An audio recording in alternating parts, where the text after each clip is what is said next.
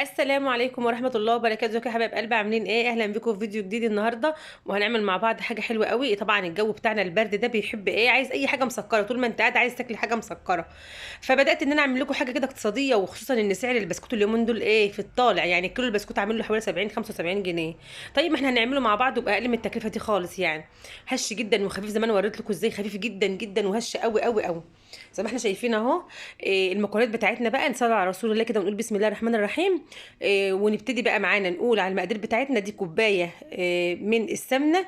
يعني هي مش طالعه من التلاجة يا جماعه، هي جامده بس مش طالعه من التلاجة، بدرجه حراره المطبخ كده. ومعانا كوبايه ونص من السكر البودر. تمام كده، السكر بودر لازم يكون بودر يا جماعه. ومعايا ايه؟ ومعايا البيضتين بتوعي، ومعايا ثلاث كوبايات من الدقيق، نفس المعيار اللي عايرت بيه كوبايه السمنه.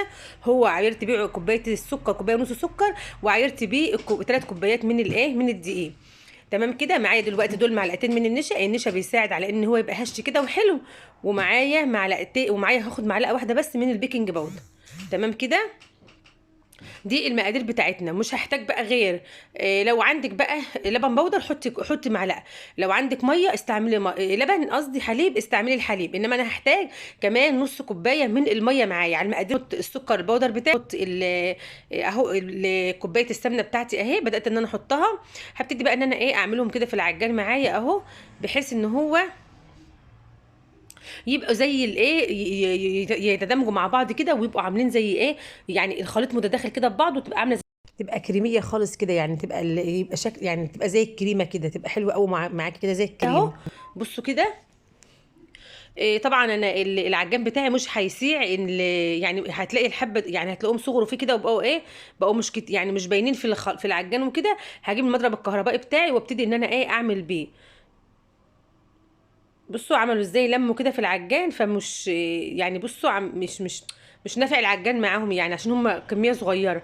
هبتدي ان انا اعملهم بالايه، بالمضرب الكهربائي اهو، بحيث ان هو انا عايزاه يبقى الخليط بتاعي زي الكريمه خالص كده، يبقى كريمي خالص خالص كده. تمام. حاجه حلوه يا جماعه ومسكره وموجوده في البيت. ما فيش بيت ما بيخلاش مثلا من كوبايه سمنه، من بيضتين، من شويه دقيق. يعني تكلفته بسيطه جدا جدا، يعني مش مكلف خالص. تمام كده. زي ما احنا شايفين اهو، بصوا بقى كريمي خالص خالص اهو. هبتدي بقى ان انا يعني انعم فيه على قد ما اقدر كده. هنزل الجناب بتاعتنا معايا اهي، وهبتدي ان انا اخلطه تاني زي ما هنشوف مع بعض كده.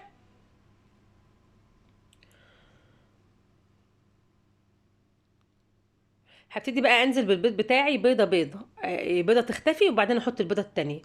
تمام كده اهو. هنحط البيضه بعد كده، هنضرب وبعد كده نختفي خالص البيضه بتاعتنا مع الخليط كله. بعد كده هبتدي ان انا احط البيضه التانية.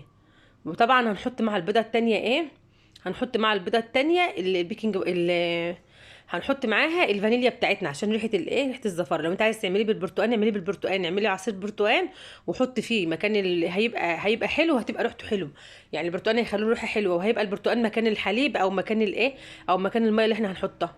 طبعا بدات ان انا احط الفانيليا بتاعتي اهو. بعد كده بقى هبتدي ان انا اخلطها مع العجين كله بتاعنا، وهي ايه، بصوا زي ما احنا شايفين كده بالظبط اهو. خلاص كده ايه اتخلطت واندمجت معاها اهو. هبتدي بقى ان انا احط الخليط بتاعي اللي هو الدقيق والايه والنشا بتاعنا. تمام يا جماعه، ما تستغنوش عن معلقتين النشا. معلقتين النشا بيخلوه هش وجميل جدا، زي ما انا وريت لكم في بدايه الفيديو كده.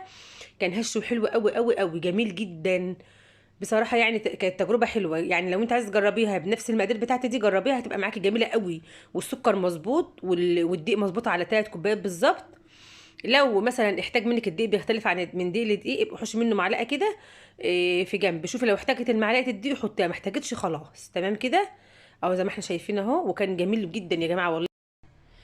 ومقاديره كويسه جدا مظبوطه يعني انا ظبطت معايا على ال3 كوبايات دي بالظبط. تمام كده. زي ما احنا شايفين اهو، بدات ان انا بقى ايه ادمج المكونات كده مع بعض، وهبتدي بقى ان انا احط الخليط بتاعي معايا زي ما انا قلت لكم اهو. لازم تدوبي السكر حلو، بحيث ان هو، ولازم السكر بتاعك يبقى بودر عشان بحيث ان هو ايه، ان هو يبقى يعني يدي نعوميه كده، ما يبقاش مخرص في قلب البسكوت. تمام كده. زي ما احنا شايفين دلوقتي اهو. بدات احط الدقيق بتاعي. اما تحطي الدقيق بقى ما تقلبيش كتير. بصي يعني ايه، لو تعرفي تقلبي بايدك قلبي. يعني انا هديله بس إيه يعني تقلبتين على سرعه خفيفه كده، زي ما هنشوف مع بعض اهو. يعني عملت السرعه اول سرعه، يعني تقلبت يعني حاجه بس خالص. لو انت عايزه تعمليه بايدك اعمليه بايدك افضل يعني. تمام، لان البسكوت او اي معجنات بتحط فيها سمنه وزيوت وحاجات من دي ما بتتعجنش كتير بعد ايه، بعد ما بتحط الدقيق بتاعك. تمام كده، بحيث ما تعيش منك، تبقى عامله شبه العيش كده، ما تبقاش حلوه. يعني لو انت عجنت فيها كتير بتبقى عامله شبه العيش كده. بدات احط نص كوبايه الميه بتاعتي اهو، وبدات ان انا اعجن في ايدي كده واشوف لو محتاج دقيق احط له، لو مش محتاج خلاص. بدات ان حطيت خلاص نص كوبايه الميه بتاعتي، حطيتها على مرتين اهو، زي ما تمام كده، زي ما احنا شايفين معايا اهو.